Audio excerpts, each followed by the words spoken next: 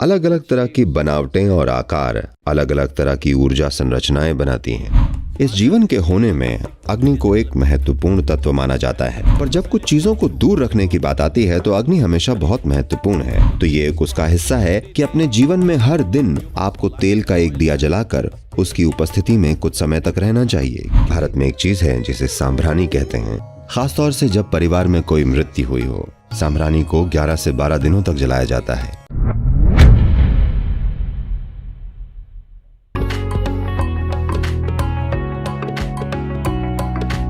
भारतीय संस्कृति में जिस कमरे में आप रहते हैं उसकी बनावट और आकार पर पूरा ध्यान दिया जाता है, क्योंकि उस कमरे की बनावट और आकार एक तरह से, अगर वो बहुत हवादार नहीं भी है, जब मैं कहता हूं बहुत हवादार तो उसका मतलब है दोनों तरफ से 2 दीवारें खुली हैं और इसमें लगभग ऐसा महसूस होता है जैसे आप बाहर हैं, तब ये अलग बात है। ज्यादातर घर ऐसे नहीं बने हैं।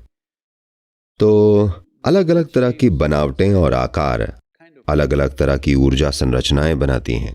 ये ऊर्जा संरचनाएं अगर ये बहुत तीव्र हो जाएं, तो ये आपकी मनोवैज्ञानिक और भावनात्मक स्थिति को तय कर सकती हैं, जो उसमें या तो सहायक हो सकती हैं या एक रुकावट बन सकती हैं, जैसा आप होना चाहें। तो कुछ खास चीजें जैसे कि चंदन, भारत में एक चीज है जिसे सांभरानी कहते हैं, जो कि एक शक्तिशाली चीज है जिसका उपयोग तब भी किया जाता है जब लोग बीमार होते हैं। पहली चीज वो ये करते हैं कि अब ये पाया गया है कि ये हवा में और सतहों पर मौजूद कुछ खास तरह के बैक्टीरिया को भी मारती है।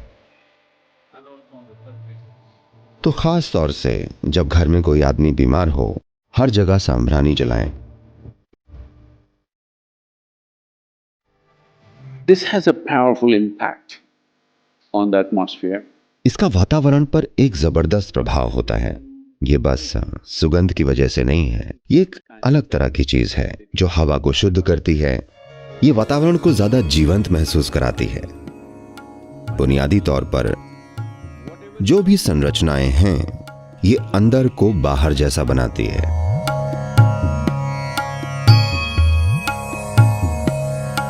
घर में बस हल्की सी सांभरानी आपको अंदर होने के बावजूद भी बाहर जैसा महसूस करवाएगी, क्योंकि ये एक अनिर्मित जगहें हैं। खासतौर से जब परिवार में कोई मृत्यु हुई हो, सांभरानी को 11 से 12 दिनों तक जलाया जाता है, क्योंकि वो हवा को पूरी तरह से साफ कर देना चाहते हैं। धूप जलाने का एक प्रभाव होता है, पर इसे जरूरत से ज्यादा मत कीजिए। आप समझ के साथ इसका उपयोग कर सकते हैं, पर इन दिनों धूप केमिकल चीजों से बनाई जा रही है। अच्छा होगा कि आप वो चीजें ना जलाएं। ये बहुत बहुत जरूरी है। आपकी सड़कों पर, इंडस्ट्री में, कारखानों में, आप जहां काम कर रहे हैं, कहीं भी, हर जगह वैसे भी बहुत केमिकल्स हैं। कम से कम अपने घर के अंदर केमिकल से बनी धूप मत जलाइए, क्योंकि मुझे लगता है कि 70 से 80% जो धूप आज बाजार में उपलब्ध है केमिकल है। जलाने से पहले इसे चेक जरूर करें। ये बहुत बहुत जरूरी है, क्योंकि बंद जगहों पर अगर आप केमिकल जलाते हैं तो उसका नकारात्मक प्रभाव बहुत बहुत ज्यादा होता है। तो ये प्राकृतिक राल का तेल या दूसरे ऐसे पौधों से बने तेल और चीजों की बनी हुई होनी चाहिए। तो ये फर्क ला सकती है, हल्का सा फर्क। अगर आपको इस तरह का अंतर चाहिए तो ये निश्चित रूप से मददगार हैं।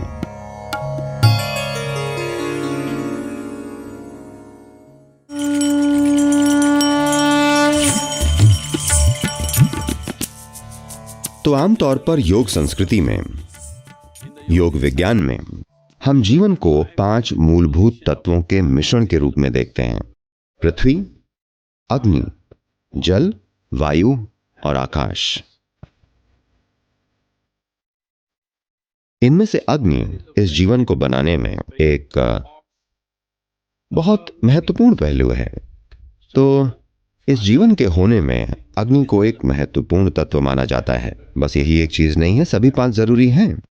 पर जब कुछ चीजों को दूर रखने की बात आती है तो अग्नि हमेशा बहुत महत्वपूर्ण है। तो ये एक उसका हिस्सा है कि अपने जीवन में हर दिन आपको तेल का एक दिया जलाकर उसकी उपस्थिति में कुछ समय तक रहना चाहिए, क्योंकि ये बहुत सारी चीजों को दूर करेगा, ये आपके सिस्टम में बहुत सी चीजों को शुद्ध करेगा। ये एक बहुत जरूरी हिस्सा है इन्फेक्शंस और ऐसी चीजों को दूर रखने का। अगर ये हवा से फैलने वाले हैं, खासकर अगर ये हवा से फैलने वाले हैं, तो आपके आसपास अग्नि का होना मदद करता है।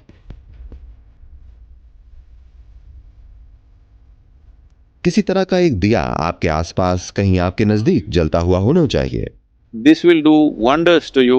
Please experiment and see. ये आपके लिए अद्भुत चीजें करेगा। ये प्रयोग करके देखिए। जब आप सोते हैं, अगर आप अपने कमरे में एक सुरक्षित जगह ढूंढें और वहां एक छोटा सा दिया जला दें, आप देखेंगे कि ये आपके लिए बहुत फर्क लाएगा। बस उस अग्नि की उपस्थिति में रहना एक बहुत बड़ा अंतर लाता है।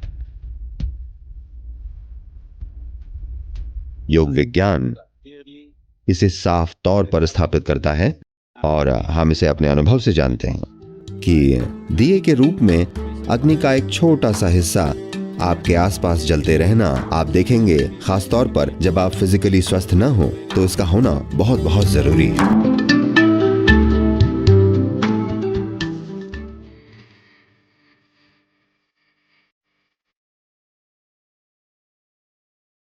पुण्य का मतलब आपको पता है?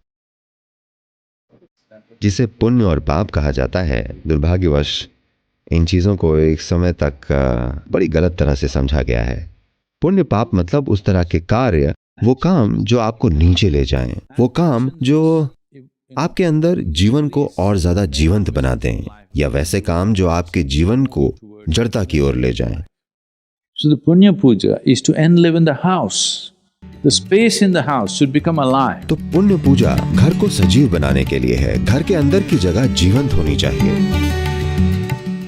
अगर आप अपने घर में ऐसे रह रहे हैं कि हर पल आप अपने भीतर प्रेम और उजाले से भरे हुए हैं, तब किसी पुण्य पूजा की जरूरत नहीं पड़ेगी। पर आज आपने ऐसे घर बनाए हैं जो इतने बड़े हैं, बस उनमें रहकर उन्हें जीवंत बनाना बहुत मुश्किल होगा। अगर आपका बस एक कमरे का घर होता और आप उसमें अपार प्रेम और आनंद के साथ रहते, तो आप उसे आसानी से बड़ा जीवंत बना सकते थे। पर आज आपके घर में 10-15 बंद कमरे हैं। किसी भी इंसान के लिए इसे जीवंत रखना बहुत कठिन है। अगर बीच बीच में आप इसे सजीव नहीं बनाते, तो धीरे धीरे घर के कुछ हिस्से ऐसे हो जाएंगे कि आपको वहां जाने पर ताबूत जैसा महसूस होगा। तो एक अंतराल के बाद पुण्य पूजा कम से कम साल में एक बार इसे प्रकाशित कर देगी, यानी आपके आसपास की हर जगह जीवंत है और आपके लिए सहायक है। तो पुण्य पूजा एक तरह से आपके घर को प्रतिष्ठित करना है, पूरे घर को, उसके हर हिस्से को, ताकि There is some sense of aliveness and energy. उसमें जीवंतता और ऊर्जा हो।